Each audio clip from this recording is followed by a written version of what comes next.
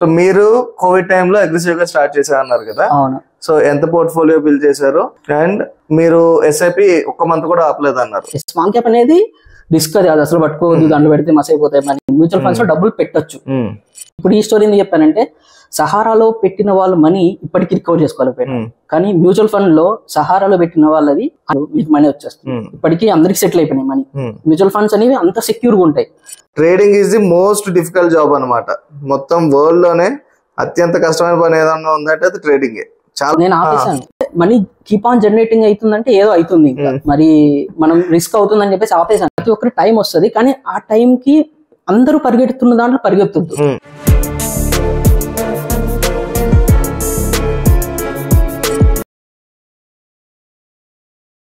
Hello అందరికి నమస్తే, welcome to personal finance by Chandu. నేను మీ చందు సతీష్ కొండపల్లి. సో ఇవాళ మనం మణికొండలో మన one of the subscriber salary secrets form fill చేశారు.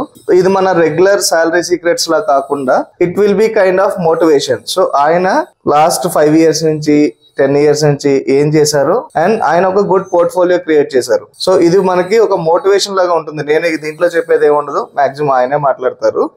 Okay, so thank you for filling the salary secrets అండి.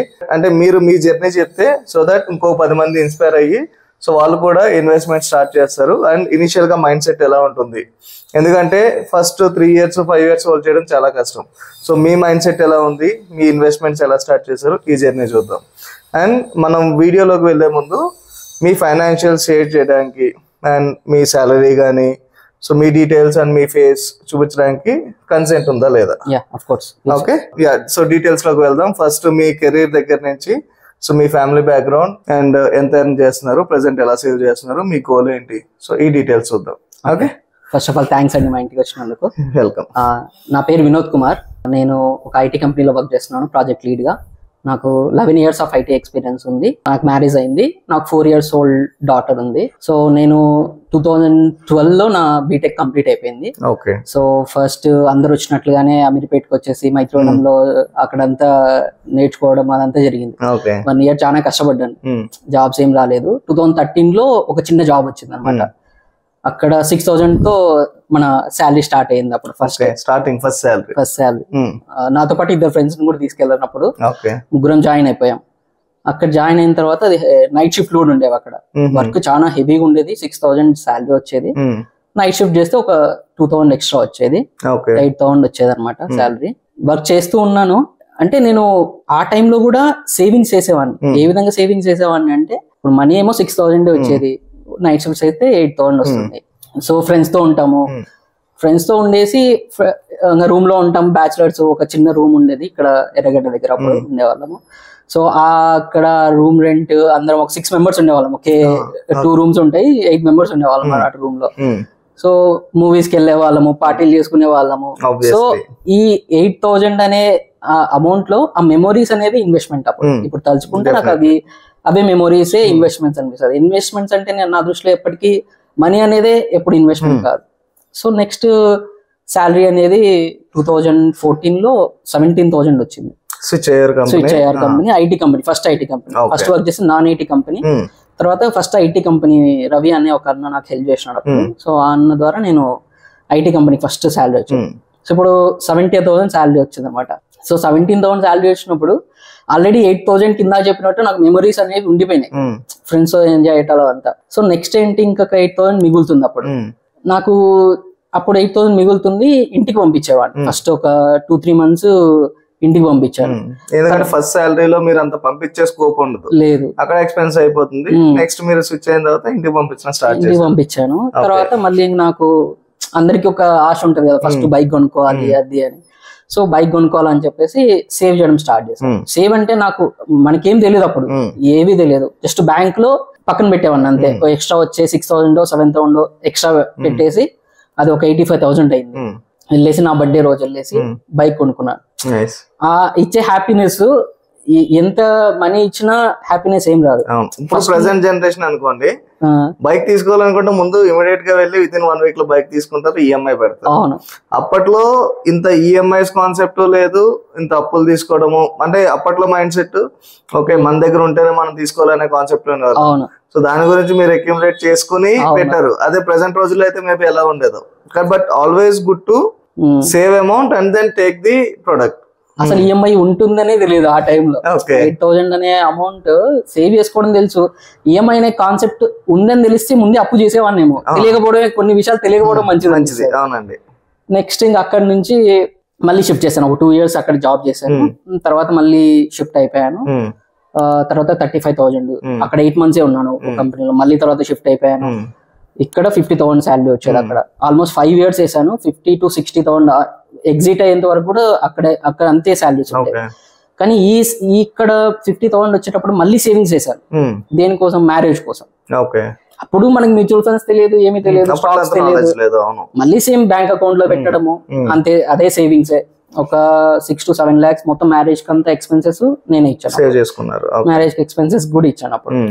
నెక్స్ట్ తర్వాత ఇంకా 2019-20 కోవిడ్ టైం అనేది నన్ను చాలా చేంజ్ చేసేసింది. ఇంకా కోవిడ్ టైం నిజంగా అసలు అది అందరికి ఒక టైం స్టార్ట్ అవుతుంది అంటారు.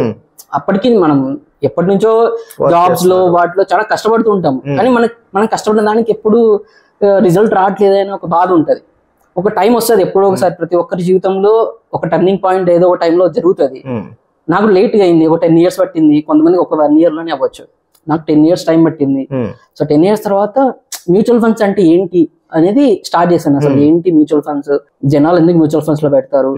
తర్వాత ఫస్ట్ మోటివేషన్ అనేది రెండు స్టోరీస్ నన్ను చాలా మోటివేట్ చేశాను మ్యూచువల్ ఫండ్స్ అనేవి. ఎందుకంటే మనందరం ఎవరికైనా జాబ్ వచ్చిందంటే ఫస్ట్ ఎల్ఐసిలో డబ్బులు పెట్టాను. నేను పెట్టాను. మా నాన్న ఫ్రెండ్ ఉన్నాడు, అతను పెట్టించాడు. 50,000 ఇయర్లీ కడుతున్నాను అనమాట. ఎల్ఐసి మన దగ్గర నుంచి డబ్బులు తీసుకుని ఎక్కడ డబ్బులు పెడుతుంది, ఎలా ఇస్తున్నారు అని చూసాను. ఎల్ఐసి వాళ్ళు డబ్బులు తీసుకుని మ్యూచువల్ ఫండ్స్ లో డబ్బులు పెడుతున్నారు. వాళ్ళేమో మ్యూచువల్ ఫండ్స్ నుంచి 12%, అజ్యూమ్ 12 rupees అనుకుందాం, వాళ్ళు 12 rupees తీసుకొని మనకు 6 rupees ఇస్తున్నారు. 6 rupees వాళ్ళు తీసుకుంటున్నారు. అది ఎందుకు ఇలా, మనం ఎందుకు చేయకూడదు అనిపించింది. కానీ గ్యామ్లింగ్, మ్యూచువల్ ఫండ్స్ అంటే ఏంటి, మనకి ఏదో గ్యామ్లింగ్, స్టాక్స్ అంటే గ్యామ్లింగ్ అనేది అర్థమైంది. తర్వాత ఇంకొక స్టోరీ ఏం చూసానంటే, సహారా అనే ఒక కంపెనీ ఉండేది, ఇండియన్ జెర్సీ మీద కూడా వచ్చింది అప్పుడు. చాలా పెద్ద కంపెనీ అది సహారా అనేది. సో అంత పెద్ద కంపెనీ వాళ్ళు ఎట్లా చేశారంటే, ఫస్ట్ మనీ 100 rupees మీరు పెట్టారు అనుకోండి, కైండ్ ఆఫ్ చీటీ లా ఉంటుంది. డైలీ వెండర్స్ దగ్గర కలెక్షన్ ఏజెంట్స్ వస్తారు, మీ దగ్గర నుంచి మనీ తీసుకుంటారు, మంత్లీ తీసుకుంటారు. తర్వాత 12% రిటర్న్ ఎంతో చెప్తారు, మీకు ఇస్తారు. సో ఇది ఏం చేశారంటే, ఫస్ట్ మీకు మనీ ఇవ్వడం స్టార్ట్ చేశారు. ఇయర్లీ మనీ ఇచ్చారు. ఒక సర్టెన్ పీరియడ్ తర్వాత 4 years తర్వాత వాళ్ళు ఏం చేశారంటే, మీరు మనీ తీసుకోవద్దు, వచ్చిన ఇంట్రెస్ట్ సహా మళ్ళీ పెట్టండి, దీనికి డబుల్ వస్తుంది అని చెప్పారు. సరే అని చెప్పేసి జనాలు ఆల్రెడీ మనకు మనీ 110 వస్తుంది, 110 పెడితే 110 మీద మళ్ళీ ఎక్స్ట్రా వస్తుంది అంటే, సరే కానీ ఏమన్నా పెట్టండి, అదే పెట్టండి, ఎక్స్ట్రా వస్తుంది అనుకున్నారు. లాస్ట్ కి ఆ కంపెనీ దివాలా తీసింది. సో ఇప్పుడు ఈ స్టోరీ ఎందుకు చెప్పానంటే, సహారాలో పెట్టిన వాళ్ళ మనీ ఇప్పటికీ రికవర్ చేసుకోలేకపోయారు. కానీ మ్యూచువల్ ఫండ్ లో సహారాలో పెట్టిన వాళ్ళది అన్క్లెయిమ్డ్ కాకుండా క్లెయిమ్ చేసుకున్నారు అనుకోండి, మీకు మనీ వచ్చేస్తుంది. ఇప్పటికీ అందరికి సెటిల్ అయిపోయినాయి మనీ. మ్యూచువల్ ఫండ్స్ అనేవి అంత సెక్యూర్ గా ఉంటాయి. ఇప్పుడు అనిల్ అంబానీ స్టోరీ ఇంకొకటి ఉంది. అనిల్ అంబానీ ఆయన ఏమయ్యారో తెలుసు. ఆయన రిలయన్స్ క్యాపిటల్ అనే కంపెనీ ఉండేది, ఇప్పుడు అది నిప్పాన్ ఇండియా అనే కంపెనీ కొనింది. సో ఇప్పుడు అది కూడా అంతే, ఆ డబ్బులు పెట్టిన వాళ్ళు కూడా ఏం కాలేదు, అందరికి మనీ వచ్చాయి. సో ఫస్ట్ మిత్ అనేది అది తీసేయాలి మన మైండ్ లో నుంచే. ఇంకోటి అంటే, ఒక కంపెనీ ఎత్తేసినా సరే, అప్పుడు ఒక మ్యూచువల్ ఫండ్ అంటే ఒక 100 కంపెనీలో పెడుద్ది. ఒక కంపెనీ ఎత్తేసినా సరే, మీరు పెట్టిన ₹1,00,000 మహా అయితే 95,000 అవుతాయి, 93 అవుతాయి, 98 అవుతాయి తప్ప సగానికి పడిపోవు. ఎందుకంటే ఒక మ్యూచువల్ ఫండ్ ఎప్పుడు సింగిల్ కంపెనీలో నాట్ మోర్ దాన్ 10% ఎప్పుడు పెట్టదు. 10-15%, 15 కూడా వెళ్ళదు. మ్యాక్స్ 7-8% మ్యాక్స్ అలొకేషన్ ఉంటుంది. ఇప్పుడు 100 కంపెనీస్ లో డిస్ట్రిబ్యూట్ చేసినప్పుడు ఏదో ఒక చిన్న కంపెనీ వెళ్ళిపోయిందంటే 2% లాస్, 3% లాస్. అంటే ₹100 98 అవుతాయి తప్ప మీ క్యాపిటల్ పోదు. అదే అడ్వాంటేజ్. ఈజీగా ఫ్లెక్సిబిలిటీ ఉంటుంది, ఎప్పుడు కావాలంటే అప్పుడు పెట్టుకోవచ్చు, డైలీ చూసుకోక్కర్లేదు. ఇప్పుడు మనం బ్యాంక్స్ లో కూడా డబ్బులు ఎందుకు పెడతాం, బ్యాంక్స్ లో కూడా ఇప్పుడు బ్యాంక్ వాడు పర్సనల్ లోన్కి వెళ్తే మనకేమో 14% తీసుకుంటాడు, మనం FD ఇస్తే 7% ఇస్తాడు. ఎందుకు? డిఫరెన్స్ వాడు మార్జినే కాకుండా వాడు రిస్క్ తీసుకుంటాడు. ఇప్పుడు బ్యాంక్ వాడు డబ్బులు తీసుకొని నీ దగ్గర నుంచి ₹1000 తీసుకొని ఆ 1000 వేరే వాడికి ఇచ్చాడు, 12% 14% ఇచ్చాడు. రేపొద్దున వాడు డబ్బులు ఇవ్వకపోయినా నీకు నేను 6% ఇస్తాను అని చెప్పేసి నీకు భరోసా ఇచ్చాడు. ఆ భరోసానే జనాల్ని కిల్ చేస్తుంది అనిపిస్తుంది నాకు. సో ఇప్పుడు ఇందాక చెప్పిన స్టోరీనే, మ్యూచువల్ ఫండ్ అనేది ఎందుకు వెళ్ళాలి అంటే ఆ భరోసా లేకపోవడం. ఆ భరోసా తెప్పడానికి నేను ఇందాక 2 స్టోరీస్ చెప్పాను. మ్యూచువల్ ఫండ్ వచ్చే కంపెనీ ఎత్తేసే ఛాన్స్ లేదు. ఒకవేళ ఎత్తేసినా మనీ వస్తాయి. అది నేను చెప్పాలనుకుంటుంది అనమాట. అప్పుడు ఇక్కడ మనం ఇంత మనీ వచ్చాయని చెప్పాను. ఇది మ్యూచువల్ ఫండ్స్ అనేవి ఫస్ట్ గోల్డెన్ విండోలో ఈ మ్యూచువల్ ఫండ్స్ అనేది మనం ఎందుకు డబ్బులు పెట్టట్లేదు అనే దాని మీద ఈ స్టోరీ అంతా చూసేసి అర్థమైంది. మ్యూచువల్ ఫండ్స్ లో డబ్బులు పెట్టొచ్చు. ఎంతకాలం పెట్టాలి అంటే కొంచెం టైం ఇవ్వాలి దానికి. ఏదో ఈ రోజు పెట్టేసి రేపు మనీ తీసేస్తా అంటే ఎప్పటికీ మనీ రావు, ఎక్కడికి రావు. ఈవెన్ ఎఫ్డీలో పెట్టినా రేపు తీస్తా అంటే వాడు ఛార్జెస్ వేస్తాడు, ఎక్కడ మనీ రావు. కొంచెం పేషెన్స్ ఉండాలి. చెట్టు విత్తనం నాటితే ఈ రోజే రాబడుతుంది, టైం పడుతుంది. మీరు ఫ్రూట్స్ ఎంజాయ్ చేయాలి అంటే కొన్నాళ్ళు వెయిట్ చేయాలి. సో నేను అలా first Parag Parikh long term equity fund అని ఒకటి ఉండే. దాని గురించి ఫస్ట్ ఏ ఫండ్ లో పెట్టాలి ఫస్ట్ అనేది అదొక థాట్ ప్రాసెస్. మళ్ళీ ఏ ఫండ్, ఈక్విటీ, డెట్, హైబ్రిడ్, ఇన్ని కేటగిరీస్ ఉన్నాయి. ఇన్ని కేటగిరీస్ లో ఏ కేటగిరీ సెట్ అవుతుంది మన దానికి. So first step is important. అది రాంగా రైటా కాదు, ఫస్ట్ స్టెప్ ఈజ్ ఇంపార్టెంట్. నేను అప్పుడు ఆ స్టెప్ వేయడానికి చాలా ఆలోచించాను. Almost 3 to 4 months A fund అనేది ఆలోచించుకుంటూనే టైం అయిపోయింది. సరే ఫైన్, ఏదో ఒక స్టెప్ వేద్దాం అని చెప్పేసి అది యుఎస్ లో పెడుతుంది అనేది నన్ను బాగా హాంట్ చేసింది. అది కరెక్ట్, యుఎస్ లో పెడుతుంది, ఇండియాలో పెడుతుంది, ఆల్ఫా జనరేట్ అవుతుంది మనకి. సో అని ఆ Parag Parikh long term equity fund లో 2020 August 12 ఇప్పటికి గుర్తుంది. మా వైఫ్ బర్త్డేకి ముందు రోజు స్టార్ట్ చేశాను. ఆ రోజు నుంచి ఈ రోజు వరకు ఒక్క సిప్ కూడా మిస్ చేయలేదు. ఎవ్రీ మంత్ స్టెప్ అప్ పెట్టాను దానికి ఒక 10%. ఇనిషియల్ గా 5,000, దాంతో పాటు ఇంకొక 2-3 ఫండ్స్ ఎక్స్ట్రా పెట్టాను. ఏవో తెలియదు, పెట్టాను, తప్పులు చేశాను, దాని నుంచి అవి సెల్ చేసేసాను. ఫస్ట్ ఇయర్ అంతా ఇవే నేర్చుకోవడమే. ఏ ఫండ్ ఏంటి, రిటర్న్ చూస్తాను. ఫస్ట్ పోయి రిటర్న్ చూసాం, అందరం అదే చూస్తాము. 5 years కి 20% ఇచ్చింది, ఇదేమో 30% ఇచ్చింది. రిటర్న్ చూసి పెట్టాను. తర్వాత అర్థమైంది రిటర్న్స్ కాదు ఇంపార్టెంట్, చాలా ఫ్యాక్టర్స్ ఉంటాయి. ఫండ్ మేనేజర్ ఎలా మేనేజ్ చేస్తున్నాడు, ఎట్లా రొటేట్ చేస్తున్నాడు మనీని. ఇప్పుడు స్టాక్స్ అనేవి ఎంత తొందరగా చెంజ్ చేస్తారు కొంతమంది, టర్న్ ఓవర్ రేషియో అనేది ఉంటుంది. సో ఎంత తొందరగా తీస్తున్నారు. క్వాంట్ అనేది మ్యూచువల్ ఫండ్ ఎంత టర్న్ ఓవర్ రేషియో ఎక్కువ ఉంటుంది, చాలా ఎక్కువ తీసేస్తారు వాళ్ళు. అంటే ఒక్కోసారి వర్కౌట్ అవుతుంది. ఇప్పుడు ఇందా నేను ఫస్ట్ చెప్పింది అదే, మన టైం వస్తుంది అన్నట్లు ఆ క్వాంట్ టైంకి వచ్చింది. ప్రతి ఏఎంసీ తిరుగుతూ ఉంటాయి అన్నమాట. ఒక 1 year పాటు క్వాంట్ వాడిది భయంకరమైన హవా నడుస్తుంది, 1-2 years. దాని తర్వాత మోతిలాల్ నడుస్తుంది, సార్ నిపాన్ నడుస్తుంది. ఎవరికాళ్ళు టైం తీసుకుంటారు, వాళ్ళ టైం వస్తుంది. ప్రతి ఒక్కరి టైం వస్తుంది, కానీ ఆ టైం కి అందరూ పరిగెడుతున్న దాంట్లో పరిగెత్తండి. కానీ ఇప్పుడు మనం క్వాంట్ ఇప్పుడు 4 funds లో పెట్టాను, అన్ని క్వాంట్ పెట్టొద్దు. ఒకటి క్వాంట్ చేయాలి, రిస్క్ వైజ్ డివైడ్ చేయాలి, గోల్స్ వైజ్ డివైడ్ చేయాలి.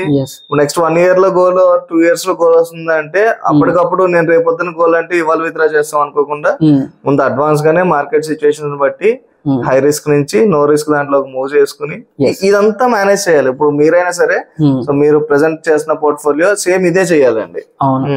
నేను ఇంకా తర్వాత నుంచి ఒక 1.5 year తర్వాత అర్థమైపోయింది. సో నాకు పరాగ్ పారిక్ అనేది కొంచెం మంచి రిటర్న్స్ ఇస్తుంది. అసలు ఏంటి మ్యూచువల్ ఫండ్స్ ఎలా వర్క్ అవుతాయి, స్మాల్ క్యాప్ అసలు పెట్టలేదు. అంటే స్మాల్ క్యాప్ అంటే కూడా అదొక ఈక్విటీలోనే ఇంకో మిత్ ఏంటంటే స్మాల్ క్యాప్ మొత్తం పోతాయి, కరెక్ట్ అనేది ఇంకో మిత్. అది అర్థం చేసుకోవడానికి 1.5 year పట్టింది. అది మిత్ అయిన తర్వాత అర్థమైంది నాకు. స్మాల్ క్యాప్ అనేది రిస్క్, అది అసలు పట్టుకోవద్దు, దాంట్లో పెడితే మస్ అయిపోతాయి మనీ అని చెప్పేసి. లేదు, తర్వాత అర్థమైంది దీనికి. ఇప్పుడు ఒక ఫండ్ కి మనం 3 years టైం ఇవ్వాలనుకోండి, స్మాల్ క్యాప్ కి 7 years అబోవ్ ఇస్తా అంటేనే పెట్టాలి, ఒక 10 years ఇవ్వాలి. దానికి చాలా టైం ఇవ్వాలి. ఇప్పుడు నేను కొన్ని గోల్స్ అటాచ్ చేస్తాను. ఇప్పుడు మా పాప ఉంది, నాకు మ్యారేజ్ అయింది, 4 years డాక్టర్ ఉంది. తనకి ఎడ్యుకేషన్ కి నేను క్యాల్కులేట్ చేస్తాను. ఎక్కడో గూగుల్కి వెళ్ళేసి ఇంత అమౌంట్, గోల్ అమౌంట్ ఒక 2 crores కావాలి అంటే ఇంత అమౌంట్ అని వస్తుంది. సో ఆ గోల్ అమౌంట్ కి నేను ఒక 15,000 అన్నట్లుగా స్మాల్ క్యాప్ లో పెట్టాను. తనకి ఎప్పుడో 20 years కో లేదా 15 years కో అవసరం కాబట్టి, సో నేను దానికి అటాచ్ చేసేసి స్మాల్ క్యాప్ అనేవి వాటికి అటాచ్ చేసేసి. ఇప్పుడు పరాగ్ పారిక్ ఎందుకంటే అది వాల్యూ ఓరియంటెడ్ ఫండ్. సో దాంట్లో నేను నా రిటైర్మెంట్, నేను రిటైర్ అవుదాం అని చెప్పేసి దాంట్లో పెట్టాను అనమాట మనీ. 2 స్మాల్ క్యాప్ పెట్టాను, అన్నిటికీ ఒక గోల్ అటాచ్ లాగా పెట్టుకున్నాను.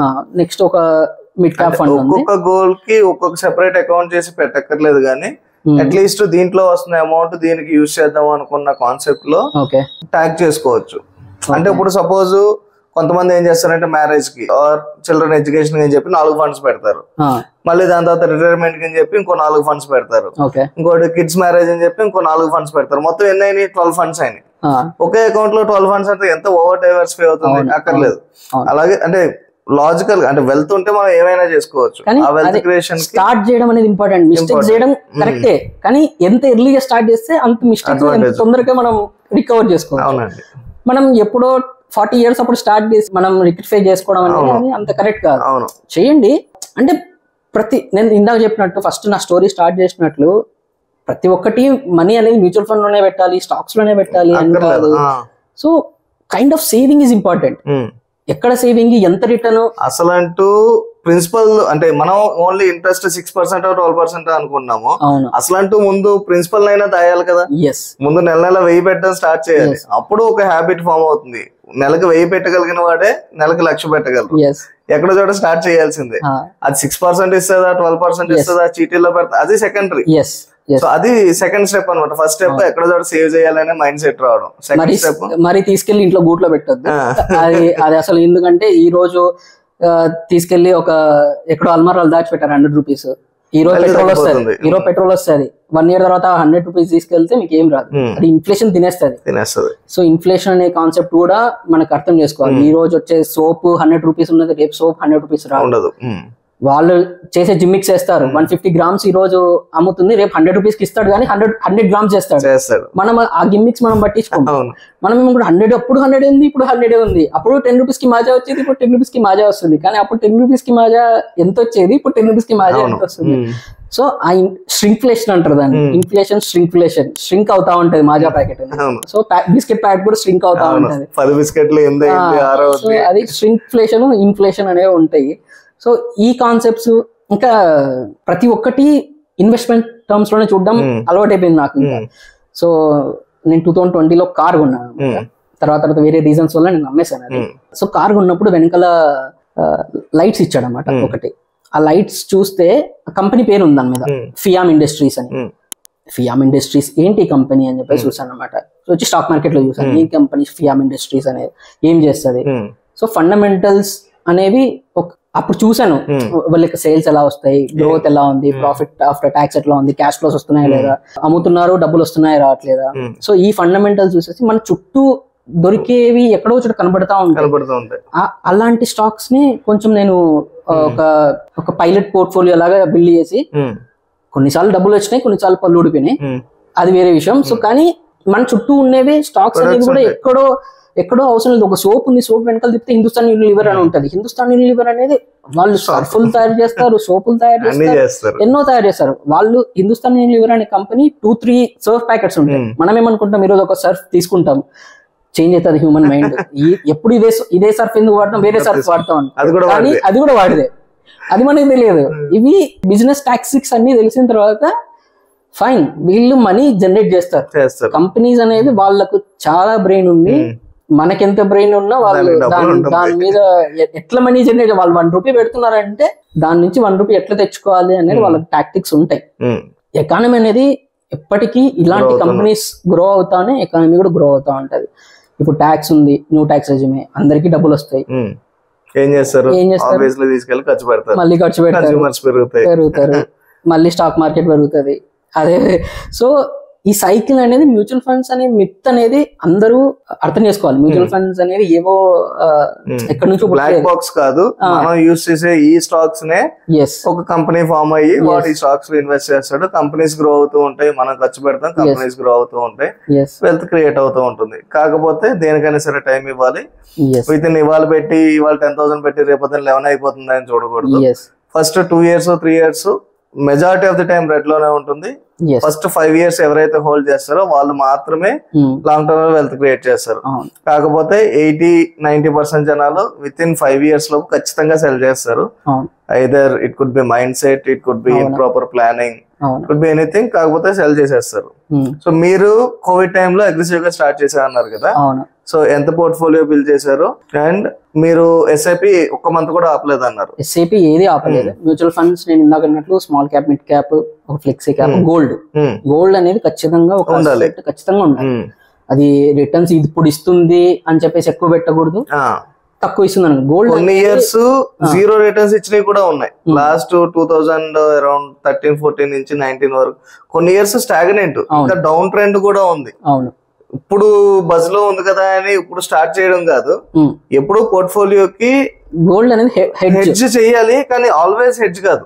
మార్కెట్ పెరుగుతుంది, గోల్డ్ పెరుగుతుంది, మార్కెట్ ఫాలో అవుతున్నప్పుడు గోల్డ్ కొద్దిగా రికవర్ అవడానికి ట్రై చేస్తుంది. కానీ ఇన్వర్స్లీ కోరిలేషన్ అంటారు ఉంటుంది, ఎగ్జాక్ట్ ఇన్వర్స్ ఉండదు. ఒక్కొక్కసారి ఇన్వర్స్లీ వర్క్ అవుతుంది. కాకపోతే డైవర్సిఫికేషన్ లో భాగంగా ఎప్పుడన్నా war situation or economic instability ఉన్నప్పుడు ఈ ప్రతి కంట్రీ అక్యుములేట్ చేసుకునేది గోల్డ్. ఎందుకంటే పేపర్ వాల్యూ పడిపోతుంది, కానీ ప్రీషియస్ మెటల్స్ ఎంత మీద ఉండేది లిమిటెడ్. క్యాష్ ఎంతైనా ప్రింట్ చేసుకుంటారు. ఇప్పుడు కోవిడ్ టైంలో యుఎస్ అలాగే క్యాష్ ప్రింట్ చేసింది, కానీ గోల్డ్ ని కొత్తగా ఎక్కడి నుంచి ప్రింట్ చేయలేరు. మనకి ఎత్త మీద లిమిటెడ్ అమౌంట్ ఉంది కాబట్టి ఆ ప్రీషియస్ మెటల్ అనేది దాని వాల్యూ అలాగే ఉంటుంది. మొత్తం అంతా తీసుకెళ్లి దాంట్లోనే పెట్టకూడదు, మొత్తం అంతా తీసుకొచ్చి మార్కెట్ లోనే పెట్టకూడదు. నేను ఇప్పుడు మళ్ళీ రీడ్స్ లో అది చెప్పలేదు, రీడ్స్ లో కూడా పెట్టాను. మన బ్రూక్ ఫీల్డ్ అని చెప్పేసి మైండ్ స్పేస్ అని ఉంది, మైండ్ స్పేస్ రీడ్స్ అని ఉన్నాయి, బ్రూక్ ఫీల్డ్ రీడ్స్ అని చెప్పేసి ఉంటాయి. వాళ్ళు ఏం చేస్తారంటే ఇప్పుడు కమర్షియల్ గా స్పేసెస్ అందరికి రెంట్ కి ఇచ్చేస్తారు. ఇప్పుడు ఆ కమర్షియల్ స్పేస్ లో వచ్చిన రెంట్ ని ఇన్వెస్టర్స్ కి ఇచ్చేస్తారు అన్నమాట, రీడ్స్ అంటారు వాటిని. అది కూడా మంచి ఇన్వెస్ట్మెంట్. ఒక 300 రూపీస్ కి మీకు పేపర్ మీద ఎక్కడ ఉండదు, కానీ మీకు డిజిటల్ గా ఒక అసెట్ లో పెట్టారు, దాని నుంచి వచ్చే రెంట్ మీకు ఇస్తా ఉంటారు. సో రియల్ ఎస్టేట్ కూడా మంచిది. సో రియల్ ఎస్టేట్ కూడా పెట్టాలి, అది రీడ్స్ ద్వారా అది కూడా నేను పెడుతున్నాను. నాకేంటంటే భయము, ఒక ప్లాట్ గానీ ఒక ఇల్లు గానీ కొందామంటే ఒక ఎమోషన్ అటాచ్ ఉంటుంది. ప్లాట్ అంటే సరే అమ్మేద్దామో ఏదో ఉండదు, కానీ హౌస్ అనేది చాలా ఎమోషన్. సో అది ఎమోషన్స్ ని దాటి వచ్చినప్పుడే మనం హౌస్ అనేది తీసుకోవాలి. మన స్టెబిలిటీ ఉండాలి. నాకు ఇప్పుడు అయితే ఓన్ హౌస్ లేదు, 34 years ఏజ్.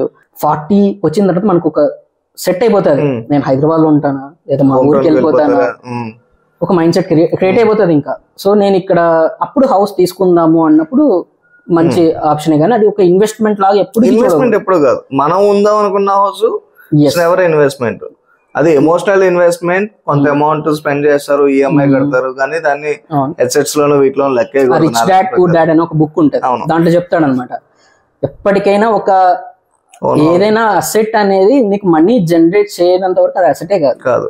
నువ్వు దానికి స్పెండ్ చేస్తున్నావు అంటే అది ఒక అసెట్ కాదు, ఎమోషన్. అది ఇండివిజువల్ చాయిస్. అది ఇప్పుడు నాకు ఎమోషన్, నాకు ఇల్లు తీసుకోవాలి అని ఉన్నప్పుడు అది ఆబ్వియస్గా వెళ్ళి తీసుకోండి, సేవ్ చేసుకోండి, వెళ్ళి తీసుకోండి. అంతేగాని ట్రాప్ లో పడకూడదు. ఈఎంఐ అనే ఒక ట్రాప్. సొసైటీ ప్రెషర్ ఈ మధ్య చాలా ఎక్కువ ఉందండి. పెళ్లి అవుతుంది అంటే ఓన్ హౌస్ ఉందా లేదా, పెళ్లి అయిన తర్వాత ఓన్ హౌస్ ఉందా లేదా. సొసైటీ ప్రెషర్ వల్ల తీసుకున్న వాళ్ళే 80% జనాలు ఉన్నారు. ఎందుకంటే నేను నెంబర్ ఆఫ్ పీపుల్ తో కనెక్ట్ అవుతూ ఉంటా కదా, మెజారిటీ ఆఫ్ ది జనాలు చెప్పేది ఓకే పెళ్ళైంది కదా ఇల్లు తీసుకోండి అంటే ఆ ఇంటికి ఈఎంఐ కట్టాలి. ఒక 1 crore లోన్ తీసుకుంటే 1 lakh లోన్ కడతారు. సడన్ గా జాబ్ పోతే అడిగిన వాళ్ళు ఎవరిని తీసుకొచ్చి 6 నెలలు ఈఎంఐ కడతారా? ఎవరు కట్టరు. ఎంత టెన్షన్ ఉంటుంది. నైట్ ప్రశాంతంగా పడుకోవాలి. 1 lakh 1.5 lakh ని ఈఎంఐ కట్టాలంటే వాళ్ళు ప్రశాంతంగా పడుకుంటారా? ఇల్లు తీసుకుని ఏ యూజ్ ప్రశాంతత లేకపోతే. మీరు అన్నది కరెక్ట్. ఇప్పుడు ఇల్లు తీసుకోమని చెప్పి రోడ్ వచ్చి ఇల్లు ఇస్తాడు, డబ్బులు ఈఎంఐ కడతారా? కట్టడు. అది కరెక్ట్ నిజంగా. కానీ అదే మనం సమాజం కోసం బతుకుతాం అనిపిస్తుంది. మన కోసం మనం బతకాలి. ఇప్పుడు షో ఆఫ్ లాగా చేయకూడదు. ఏదైనా కానీ చేయండి, కానీ మరి అంత షో ఆఫ్ లాగా చేస్తే మనకే ఉండకుండా పోతుంది. సో ఇప్పుడు పోర్ట్ఫోలియో ఎలా బిల్డ్ చేశానంటే ఆల్మోస్ట్ 25 lakhs మ్యూచువల్ ఫండ్స్ లో ఉంది, రిమైనింగ్ అంతా స్టాక్స్ లో ఉంది. స్టాక్స్ కూడా ఈటీఎఫ్స్ లో కొంచెం majority ETF bank base ETF లోనే పెట్టాను, సేఫ్ గా ఉంటుంది అని చెప్పేసి. దాని నుంచి ఆప్షన్స్ చేద్దామని ట్రై చేస్తున్నాను, కానీ అంత వర్కౌట్ అవ్వట్లేదు. సో అది మనీ జనరేట్ అవుతుంది, కానీ భయం వేస్తుంది. మనీ జనరేట్ అవుతుంటే భయం వేస్తుంది. ఆ భయం ప్రశాంతత ఉండాలి అంటే అప్పుడే మనం మ్యూచువల్ ఫండ్స్ కి వెళ్తాం. అంటే మీరు కొంత పోర్ట్ఫోలియో బిల్డ్ చేశారు కాబట్టి ఇప్పుడు మీరు ఎక్స్పెరిమెంట్ చేస్తున్నారు. బట్ ఎనీవన్ స్టార్టింగ్ న్యూ, ఎట్టి పరిస్థితుల్లోనూ ట్రేడింగ్ ఎనీథింగ్, అంటే ట్రేడింగ్ అనే పదం దగ్గరలో ఉన్నది ఏది చేయకండి. స్లో వెల్త్ ఎప్పుడైతే బిల్డ్ అవుతుందో అప్పుడే మీకు లాంగ్ టర్మ్ లో వెల్త్ క్రియేట్ అవుతుంది. షార్ట్ టర్మ్ లో ఎప్పుడు ఇవాళ మీకు ఒక 10,000 వచ్చినా రేపొద్దున 10,000 లెగిసిపోతుంది. ఎందుకంటే trading is the most difficult job అనమాట. మొత్తం వరల్డ్ లోనే అత్యంత కష్టమైన పని ఏదన్నా ఉందంటే అది ట్రేడింగే. చాలా కష్టం కన్సిస్టెంట్ గా మనీ సంపాదించడం. ఓకే, మీరు ఎక్స్పెరిమెంట్ చేస్తున్నారు. నేను ఆపేసాను. మనీ జనరేట్ అవుతుందంటేనే నాకు సైకాలజీ ఆఫ్ మనీ అని ఒక బుక్ ఇప్పుడు చదువుతున్నాను. సో ఎలా బిల్డ్ అయిందంటే మనీ కీప్ ఆన్ జనరేటింగ్ అవుతుందంటే ఏదో అవుతుంది. మరి మనం రిస్క్ అవుతుందని చెప్పేసి ఆపేసాను. మనీ జనరేట్ అవుతున్నప్పుడే ఎక్కడ ఆపాలో తెలిసినోడే గొప్పడు అన్నట్లు నేను ఆపేసాను దాన్ని. మనీ జనరేట్ అవుతున్నా. ఇప్పటికైతే ట్రేడింగ్ ఏం చేయట్లేదు, ఇన్వెస్ట్మెంట్స్ చేస్తున్నాను. అండ్ ఈ ఇన్వెస్ట్మెంట్స్ ఎంత దూరం తీసుకెళ్ళినాయంటే, నేను ఒక ట్విట్టర్ లో మామూలుగా ట్విట్టర్ లో ఫాలో అవుతా ఉంటారు కదా, ఒక సిఎస్ఆర్ యాక్టివిటీస్ అని జరుగుతాయి. ప్రతి ఒక్క కంపెనీకి సిఎస్ఆర్ యాక్టివిటీస్ జరుగుతాయి. కంపెనీ ఏదో సిఎస్ఆర్ యాక్టివిటీ కింద మ్యూచువల్ ఫండ్ డిస్ట్రిబ్యూషన్ ఎగ్జామ్ వాళ్ళే అప్లై చేపిస్తా అన్నారు. చూసాను, అప్లై చేపిస్తే మనం ఏం చేస్తామని చెప్పేసి. తర్వాత వాళ్ళు ఎగ్జామ్ పాస్ అయితే 750 రూపీస్ ఎక్స్ట్రా ఇస్తా అన్నారు. ఏంటిది, మనం ఎగ్జామ్ రాసి మనం పాస్ అయితే మనకి మనీ ఇస్తారా అంటారు. ఈ ప్రాసెస్ లో మీరు నేర్చుకుంటారు కూడా. మ్యూచువల్ ఫండ్స్ అంటే ఏంటి ఇంకా మనకు తెలుసు, మనకు తెలియదు ఎంతో ఉంటుంది, మనకు తెలిసిందో కొంచెం ఉంటుంది, నేర్చుకుందాం అని చెప్పి ఆన్లైన్ కాల్స్ పెట్టారు. ఒకటో రెండో అటెండ్ అయ్యాను. ఒక 10 days 15 days పెట్టారు, అటెండ్ అయ్యాను. అర్థమైంది మనకు తెలిసిన కాన్సెప్ట్సే. హైబ్రిడ్ అంటే ఇప్పుడు బ్యాలెన్స్ అడ్వాంటేజ్ ఫండ్స్ లో ఈక్విటీ ఎంత పెడతారు, డెట్ ఎంత ఉంటుంది, డైనమిక్ బాండ్స్ అంటే ఏంటి, ఫండ్స్ ఆఫ్ ఫండ్స్ అంటే ఏంటి, ఇలాగా ఒక స్ట్రీమ్ లైన్ గా సెక్టార్స్ కూడా నేర్చుకుంటాం. ఈ కోర్స్ వల్ల యూజ్ ఏంటంటే తను ఒక సర్టిఫైడ్ అడ్వైజర్ అవుతాడు. తను ఇంకొకరికి సజెస్ట్ చేయొచ్చు. సో అది నేను పోయి ఎగ్జామ్ రాశాను ఆఫ్లైన్. చాలా ఇయర్స్ తర్వాత ఒక చోటుకి వెళ్ళేసి ఎగ్జామ్ సెంటర్ లో కూర్చొని ఎగ్జామ్ రాశాను, పాస్ అయిపోయాను. ఆ తర్వాత అది యాంఫీ నుంచి కార్డ్ వచ్చింది. తర్వాత ఆ బిజినెస్ అయితే ఏం చేయలేదు నేను. మనకు నాలెడ్జ్ ఇంప్రూవ్మెంట్ ఏదో ఒకటి నేర్చుకుంటా. కైండ్ ఆఫ్ నేను ఇంట్రోవర్ట్, అంత ఎక్కువగా అందరినీ నేను పుల్ చేసి. ఇప్పుడు ఆ బిజినెస్ చేస్తే నేను మీ నుంచి ఎవ్రీ మంత్ 10,000 రూపీస్ మీతో ఇన్వెస్ట్ చేపిస్తే ఒక కీప్ ఆన్ నేను అట్లా 1% వస్తుంది. ఎక్స్పెన్స్ రేషియో అని ఒకటి కాన్సెప్ట్ ఉంటుంది.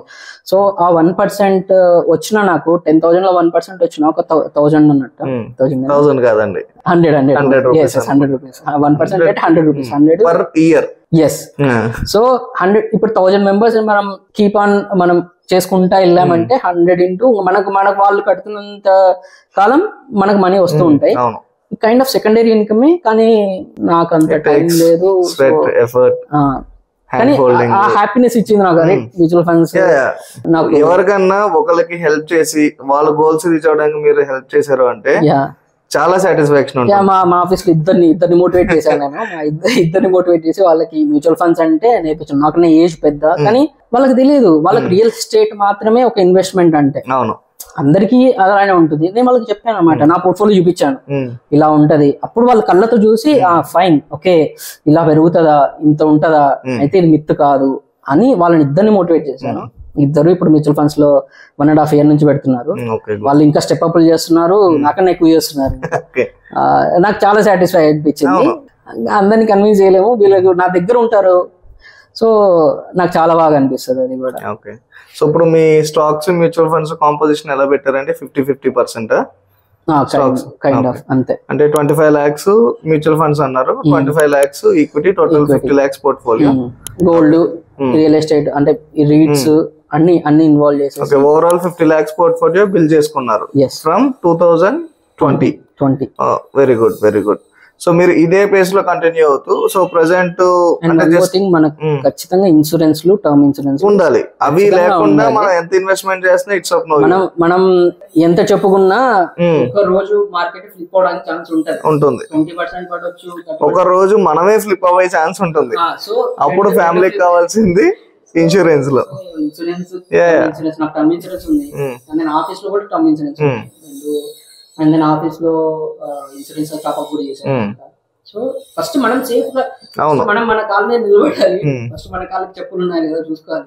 దాని తర్వాత వెల్త్ క్రియేషన్ ఇవన్నీ సెకండరీ. నిజం, అది ఎవరైనా సరే. ఇప్పుడు మేము నా క్లయింట్స్ ఎవరైనా ముందు మ్యూచువల్ ఫండ్స్ ఆన్బోర్డ్ అవుతున్నారంటే ఫస్ట్ టర్మ్ ఇన్సూరెన్స్ తీసుకున్నాకే ఇన్వెస్ట్మెంట్ చేయ. నువ్వు 1 lakh SIP చేస్తా అన్నావు, 1 lakh లో 98,000 SIP చేయి, 2,000 టర్మ్ ఇన్సూరెన్స్ కట్టు. ఏదైనా తీసుకో, IRDA అండర్ లో ఉన్న ఏ కంపెనీ అయినా తీసుకో, it doesn't matter.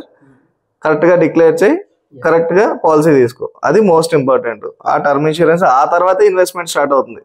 Term insurance, health insurance, తర్వాత ఇన్వెస్ట్మెంట్స్. సో అయితే పోర్ట్ఫోలియో బిల్డ్ చేశారు. అండ్ మీ రిటైర్మెంట్ ప్లాన్స్ ఏంటండి?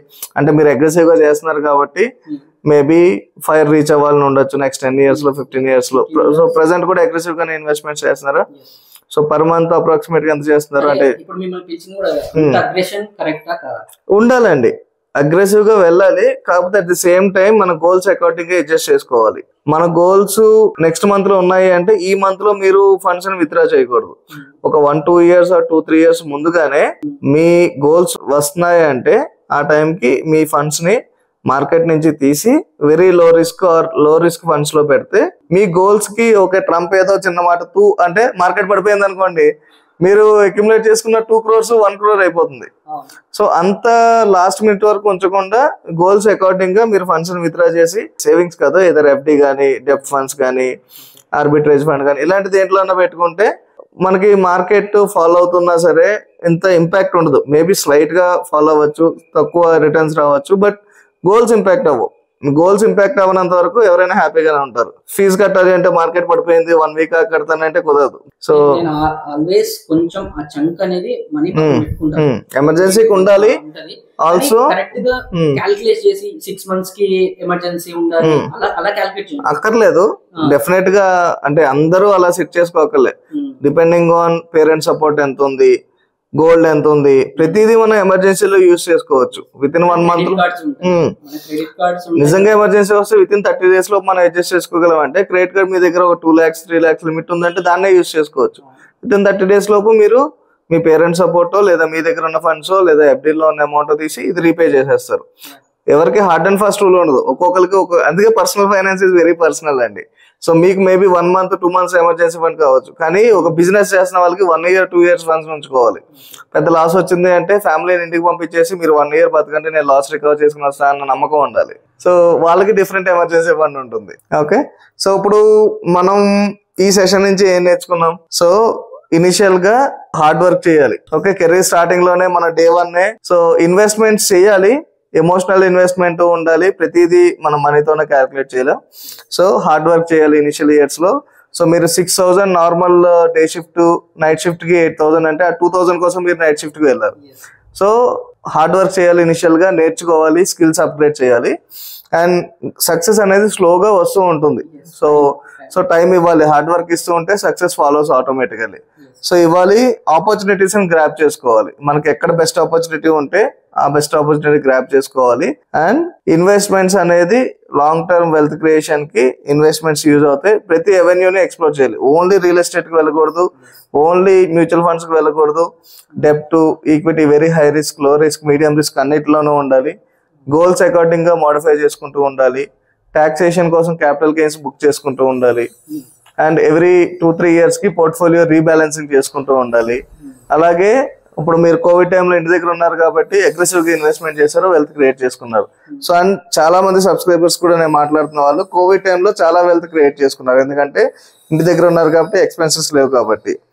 బట్ ఎప్పుడు లగ్జరీకి వెళ్ళాలి, ఎప్పుడు లగ్జరీకి వెళ్ళకూడదు. ఇప్పుడు సో ఈయన అయితే ప్రజెంట్ హౌస్ తీసుకునే క్యాపబిలిటీలో ఉన్నా సరే తీసుకోవట్లేదు. ఎందుకంటే ఇంకో 6 years అవుతా 10 years అవుతా నేను ఎక్కడ సెటిల్ అవుతానో తెలియదు కాబట్టి మేబీ పిల్లల ఎడ్యుకేషన్ కోసం బెంగళూరు వెళ్ళొచ్చు, లేదా ఇంకో ప్లేస్ లో సెటిల్ అవ్వచ్చు. సో ఎక్కడ ఉంటారో ఇంకా తెలియదు కాబట్టి ప్రజెంట్ సొసైటీ ప్రెజర్ లో పడకుండా, ఇల్లు తీసుకోకుండా స్టేబుల్ గా వెల్త్ క్రియేట్ చేసుకున్నారు. వెల్త్ క్రియేట్ చేసుకుంటే డబ్బులు ఉంటే కొండ మీద ఉన్న కోదినైనా తీసుకురావచ్చు అన్నట్టు ఎక్కడికి వెళ్ళాలంటే అక్కడ హౌస్ బిల్డ్ చేసుకుంటారు. సో సొసైటీ ప్రెషర్ లో పడకుండా మీ ఓన్ డెసిషన్స్, మీ ఫైనాన్సెస్ తగ్గట్టు తీసుకోండి అండ్ లాంగ్ టర్మ్ లో వెల్త్ క్రియేట్ చేసుకోండి. ఎవరైతే ఇన్వెస్ట్మెంట్స్ ఇంకా స్టార్ట్ చేయట్లేదో ఇది నా అడ్వాంటేజ్ కోసం కాదు, ఆయన అడ్వాంటేజ్ కోసం కాదు. సో మీ ఫ్యామిలీ వెల్త్, మీ వెల్ బీయింగ్ పెరగాలి అంటే మీరు ఏదో ఒక ఎవెన్యూలో ఇన్వెస్ట్ చేయాలి. That should beat inflation. 7%, 8%, 12%, 20% అనేది సెకండరీ. ముందు ఇన్ఫ్లేషన్ బీట్ చేయాలి. సో రియల్ టైమ్ ఇన్ఫ్లేషన్ 7% ఉంది, 10% ఈ రేంజ్ లో ఉంది. ఇన్ఫ్లేషన్ బీట్ చేస్తూ మీరు వెల్త్ ని ఇంక్రీజ్ చేసుకోవాలి. అంతేనండి, ఇంకేమైనా మిస్ చేసానా?